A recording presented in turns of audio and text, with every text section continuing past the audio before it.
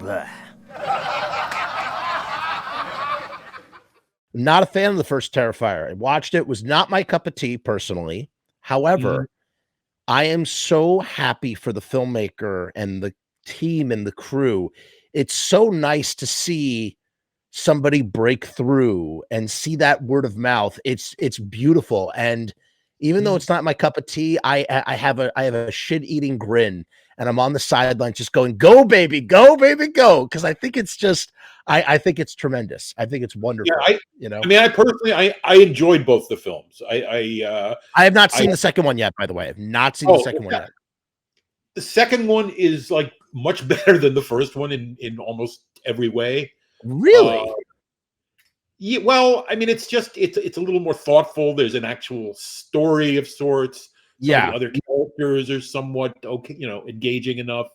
But I think what happened there is an interesting sort of juxtaposition too, because it came out, I think, just a day or two or a few days after Halloween, the Halloween film came out, right? Which was a huge disappointment to almost everybody. I don't know. I mean, to tell the truth, it wasn't I liked it.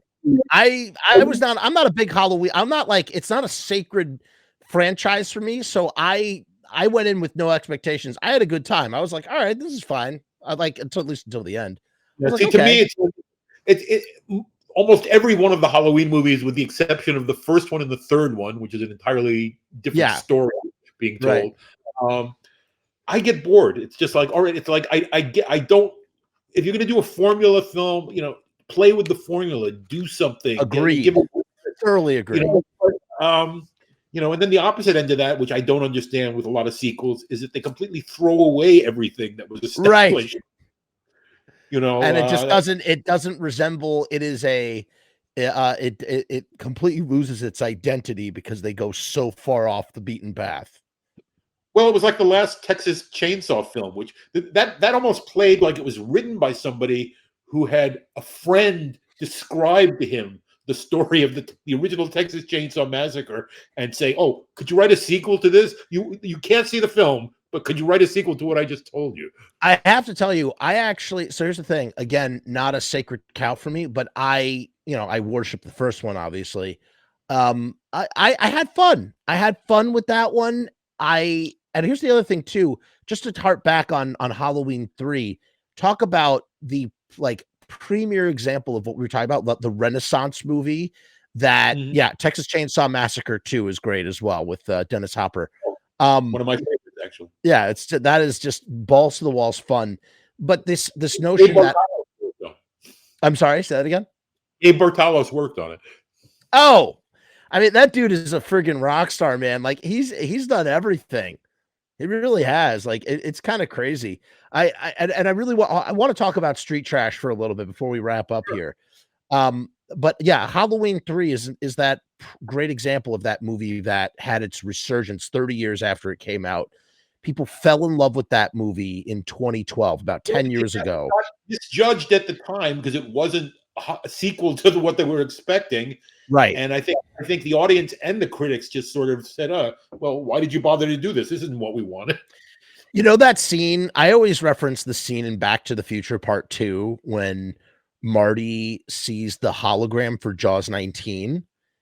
And it's like, it's played off as a goof, like that they would make 19 Jaws films, like something. We do have 4 Jawses, but the idea that Jaws really is just like a singular story. It contains story within it itself. The idea that they're them doing the same formula 19 times. And I like to argue that we're actually living in the alternate reality where they made 15 Michael Myers movies, and that they are the real timeline. They followed through with the Halloween 3 and they made it into an anthology series. And have kept it fresh this whole time. Yeah, it probably would have been like essentially consistently good.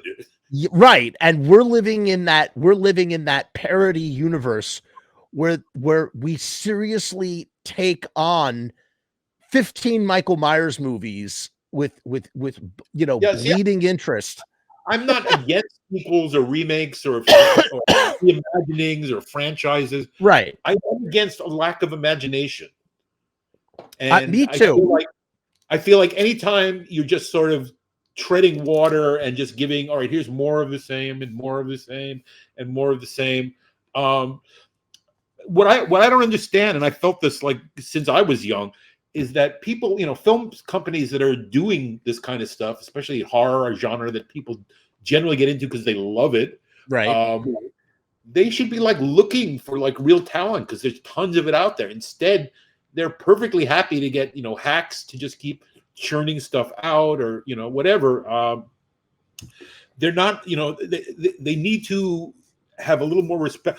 I'd almost say similar to what, I don't know if you've seen the new Guillermo del Toro series. I am in the middle of savoring it. I love that you just brought that up. I'm on episode. I'm about to get to Panos Cosmatos' episode, the viewing. I am savoring it. Flawless. That's the one I'm up to too. Okay, it is. Every episode has been just like unreal. I'm so happy with this show. I cannot tell you how I have savored. Usually I'll binge like an 8-episode series in like a day or something. I'm like slowly savoring these episodes, like watching with my utmost attention because of how good it is. I love it. Right. And Del Toro, whose work I highly respect. I'm Same. sure his goal in doing this is he said, all right, I want to get like really talented people who I know are going to do the best fucking job that they possibly can. Sure. That's their only motivation here.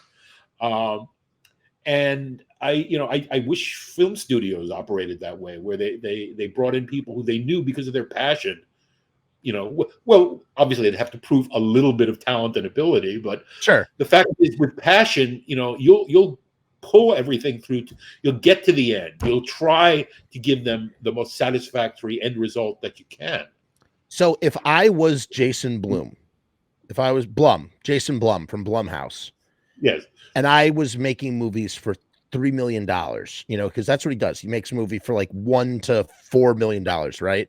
And they have ginormous returns. By the way, to correct you, actually, Get Out was $4 or $5 million, and it made $200 million or $150 million. So that was another big one. That was 2017. I see that Terrifier is on a different level. Terrifier was like basically because it was just 6 figures because it was smaller.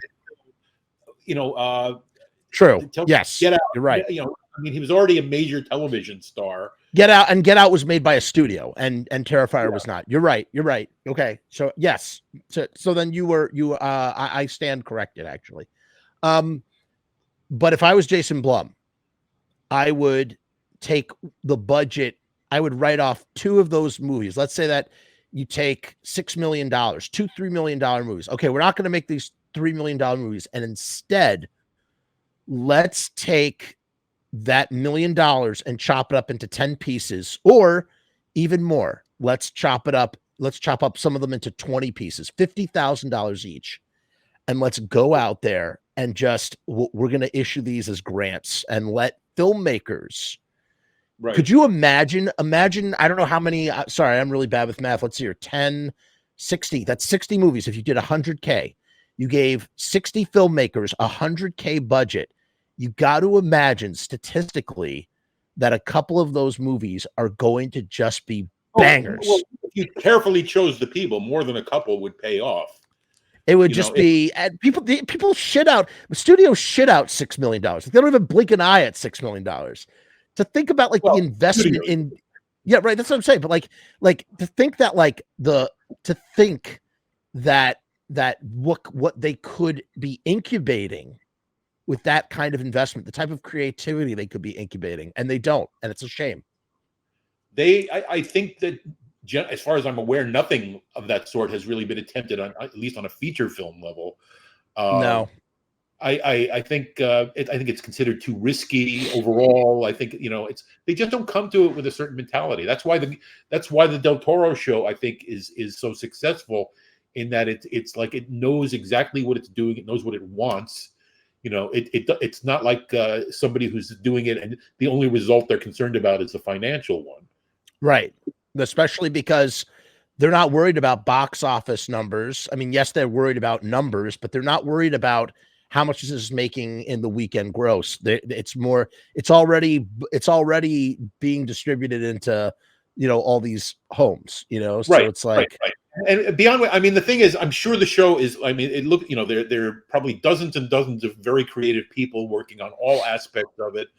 And in those situations, it's like, with a company like Pixar or Disney or something, I'm against filmmaking by committee, but I think working and interacting with really highly creative people, their opinions and their feelings and their thoughts and their input is incredibly valuable. Do you know what I'm saying? Yes. A situation where almost everybody is a potential fan of the movie you're making, even if somebody else had made it. Yes, this is true. And I'll tell you, I was really excited to see, I saw what's her face, Anna, she did A Girl Walks Alone at Night, and I haven't seen that. And you haven't seen that? You got to check that out. That is, you will really like it. From speaking to you over the last hour and a half, I think you would really enjoy it. One last thing I want to ask you before we get into Street Trash: have you seen Nightmare Alley, Guillermo del Toro's Nightmare Alley, and what did you think of it? I haven't seen it yet. I'm dying to see it. The original 1940s version is one of my favorite films. Love that version too, with Tyrone Power. It's great. I read the book, so I'm a pretty big Nightmare Alley fan. I think you are going to absolutely, if you remember to, after when you eventually do get to it, if you remember to, please message me and let me know what you think of it. I'm very curious to hear what you think. I think you're going to love it. Okay, so Street Trash.